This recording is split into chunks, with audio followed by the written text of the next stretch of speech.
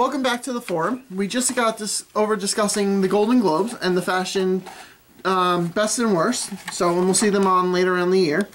Now we're going on to a topic: Notre Dame's linebacker Manti Te'o. Thank you for that.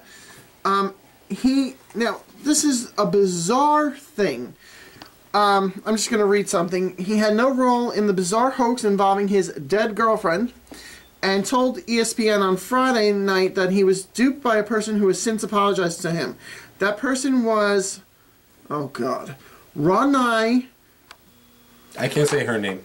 I've tried. Sopo, a 22-year-old acquaintance who lives in California, contacted him 2 days ago and confessed to the prank. He says he wasn't faking it. Said he first met this person after the Southern California game in November, and he was a cousin of Lene. Oh my God! Kakua, the woman who he believed he had fallen in love with. So basically, there was this woman that claimed him and this girl were dating on and off for 4.5 years, and never met, just talked. And then he claimed to everybody that she died from cancer, or got into a car accident. Correct me if I'm getting this It's a lot of different mixed up stories. So, and fallen into a coma. Then she got out of it, later died.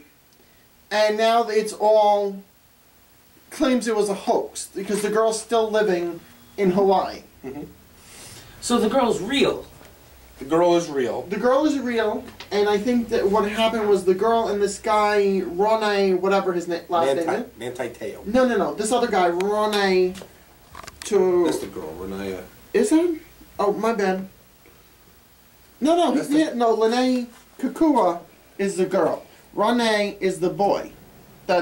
Yes, trust me on this one. And Manti Te'o is the one being duped by everything.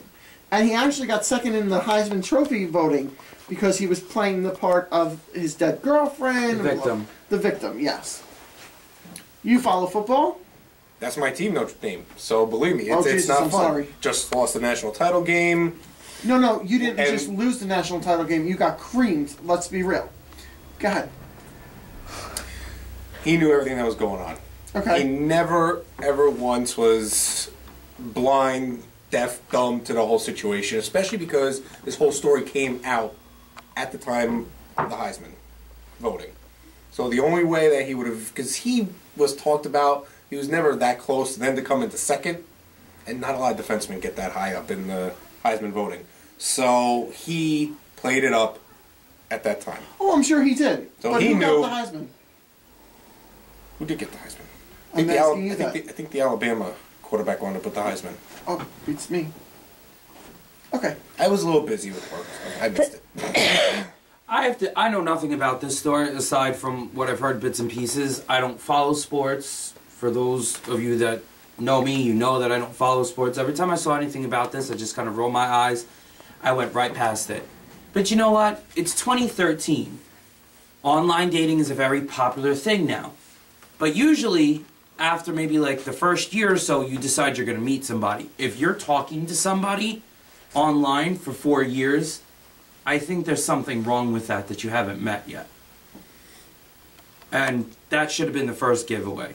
If he didn't know what was going on, and this went on for 4 years, something should have signaled, hey, you know what, I've been talking to this woman for 4 years, I've never met her, there's something wrong with this picture. Yeah, it said that the relationship... He should have called that dude that has that show on MTV, Catfish. Because, I mean, he could have helped him. What's Catfish? Who's Catfish? There's a show on MTV with situations like this where the guy... Similar thing happened to this guy. He was talking to somebody, and it turns out the person he was talking to online was somebody completely opposite from who they said they were. So his friends and his brother made a documentary about it, and it got very popular. And he has a show on MTV now called Catfish, where he helps people do the same thing, where they have online dating profiles, they're talking to people, and then they go meet these people to see if they're actually who they say they are, or if they're, you know, like if they have a fake picture, or they're lying, stuff like that. I think after 4 years, there's something wrong that this guy just decided that he wasn't gonna, not decided he wasn't going to, but after 4 years, they hadn't met yet.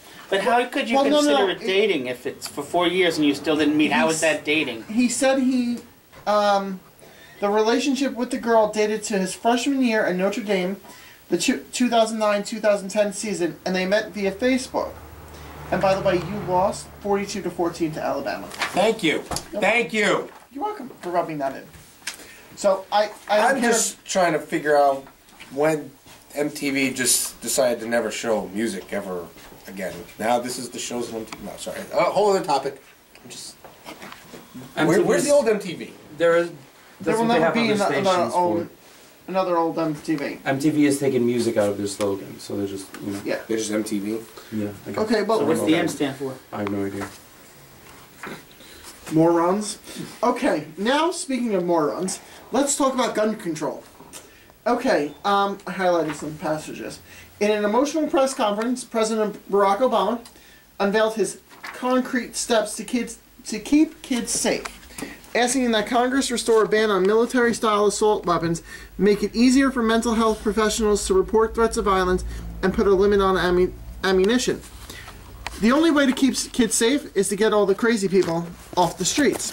How do you know who's crazy and who's not? The guy that killed the 20-something kids in Newtown is a crazy. Yeah, but Joe Blow walking down the street could be a nut, and you never know because he looks like everyday average guy. You don't know that, and yet he could be having a bomb underneath his jacket. How do you know? Do you have a bomb underneath your jacket? No, I have a zombie sweatshirt on that you won't let me show off. Oh, well, you just did now. Okay, some of the main legislative proposals backed by Obama and Vice President Biden are requiring criminal background checks. They do on all, excuse me, I'm not finished. I'm talking here. This is. Go on. On all gun sales involving private sales, banning military-style assault weapons. Now, why do you need a military-style assault weapon if you're not in the military? Okay? Limiting ammunition magazines to 10 rounds. I have no idea what that means. And strengthening penalties for gun trafficking. Okay. So. That's all fine and dandy, but the reason this all started is because what happened to Sandy Hook Elementary in Connecticut. Yes, Newtown, Connecticut. Newtown, Connecticut, okay? And that person, he got his gun from his mother. Mm-hmm. So it's not like he went anywhere and he got a gun and he used it and then that was that. These laws that he wants to put through, or that whatever he wants to do, they don't prevent that from happening. These problems can still happen because there's still parents out there who are going to have guns in their house. We don't know how the mother had her guns locked up. They could have been in a glass cabinet and he just broke it. They could have been in a safe and he figured out the combination. Who knows where they were? But those things don't prevent that from happening. Okay, on that note, we're going to take a quick break and we'll be right back.